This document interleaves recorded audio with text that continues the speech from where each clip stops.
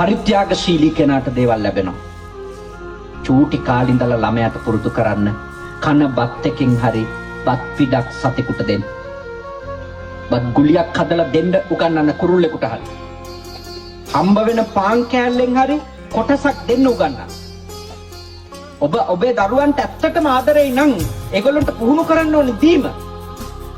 තියෙන කොපි පොත් ටික පැන්සල් ටිකෙන් එකක් හරි නැති ළමයෙකුට දෙන්න උගන්වන්න. දෙන ළමයා දෙන්න සෝදපු අත්‍යති ළමයා දැක්කම ප්‍රශංසා කරන්න. එයා අගය කරන්න. දෙන්න පුහුණු කරන්න. ඔබේ දරුවෝ සංසාරේ කවදාවත් අඩුවක් නැතුව ජීවත් වෙයි. ඔය දෙන්න හදනකොටම නැති වෙයි, අපිට මදි වෙයි, අඩු වෙයි. ඔහොම හිතලා බය වෙනව නේද? ඒගොල්ලන්ට ඉතින් අඩුම තමයි.